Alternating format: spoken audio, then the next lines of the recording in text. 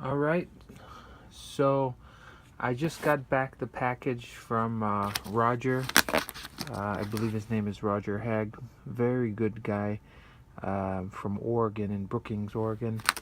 He's been helping me, been very helpful, trying to help me put together the auto park and getting it fixed. I believe it's been several months now, almost 4 months now, since I had this problem with the auto park. And so when it first happened, I was driving and everything seemed fine, and all of a sudden, smoke started coming out the back of our RV. I have a 1996 Fleetwood Bounder, which is basically the same as a workhorse or a p30 chassis. It's a 7.4 liter V8 engine, and so basically we're driving. All of a sudden, smoke started coming out of the back of the car, as what I thought. And so I immediately pulled over. I pulled over immediately, and then the smoke just kind of dissipated and disappeared. And so when the smoke disappeared, I said, oh, well, maybe, I don't know what that was, but maybe everything should be okay. So I turned on the engine. Engine worked fine. I was like, okay, nothing wrong with the engine. And I drove off thinking I could just leave. I hit the gas, but the car didn't go anywhere. It was frozen, and it was literally locked in place. And I didn't know what the heck was going on. I didn't know what it was or any idea what it was. And so I started doing research, and I I looked underneath the rig, and when I looked underneath the rig, I discovered there was some sort of oil at the bottom of the rig. And then, after doing some research for a couple hours, I figured it out. It was actually transmission fluid, and it was coming from the Autopark. And then I did more and more research, and I figured out it was the Autopark. Basically, the Autopark had failed, and that if there's any lack of pressure in the system, basically the Autopark fails and it shuts tight. That's in case, say, you're parked on a hill and then it fails, your Autopark fails. They don't want your rig rolling down a hill, and so it's a pressurized system, and when it loses any pressure, it just kind of locks shut. So it locks your transmission with the transmission brake, transmission shoes, locks it into place. And so that's what happened to me. And I emailed Roger that evening, and I told him what was going on. I told him I was in trouble, and he emailed me right away. He told me what to do. He gave me some information on how to dismantle or kind of dismantle the auto park so I could at least drive away. And so I was about to follow those instructions, which were very helpful. But then I realized there was an auto shop nearby me, and so I basically went to the auto shop, and I figured, well, maybe it needs more transmission fluid, and so I did a research on my phone. I figured out that it takes some certain Dexmerk or something like that transmission fluid. So I purchased the bottle of transmission fluid.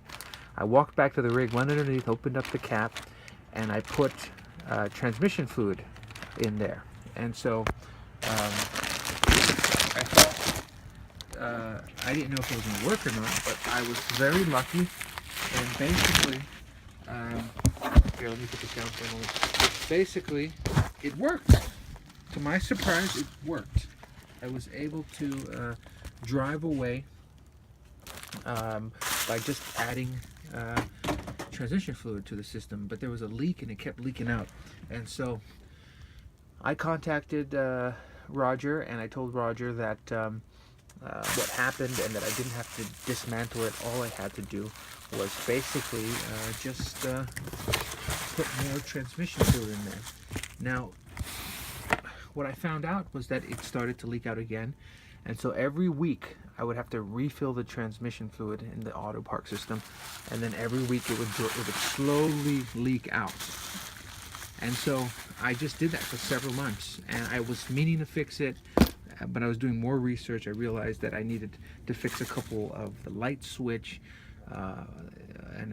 another switch that I had to repair, and I have to machine shop one of the hoses. And so I realized that it was going to take some time, so I just kind of stalled time by keep filling up the reservoir with more transmission fluid.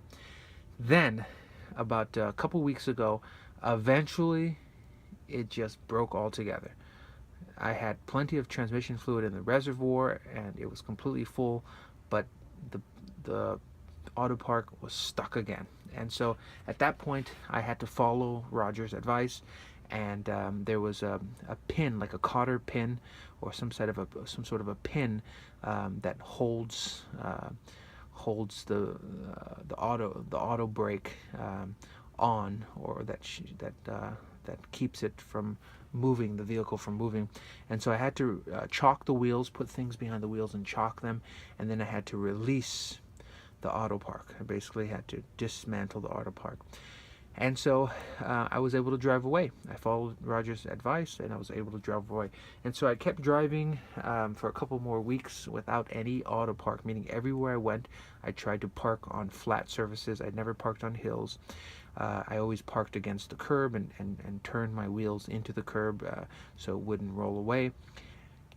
And I also went and got me some of these, I don't know if you could see them there, but these wood pieces, and so I would chalk them behind the wheels. This way the rig didn't roll back or forward. And so that's how I've been surviving in my rig, doing this.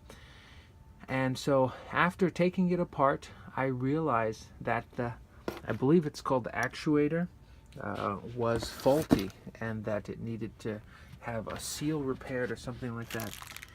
And so I believe Roger, I sent it to Roger, I paid him $90, and he has repaired the seal. And I believe this is the old one. So he even sent me the old one. I don't know if you could see it, but it's broken. Clearly it is broken, and that is why it was leaking. It was leaking from the actuator. If you can see clearly here, it's just broken, and so I guess he took it apart, and he took this apart and he put the new seal in there. Again, the Autopark is the craziest and probably the worst design that ever happened. These rigs have them and they're terrible. But anyway, I'm going to go ahead and now assemble everything together. And hopefully this fixes my problem and I'll have my rig up and working again.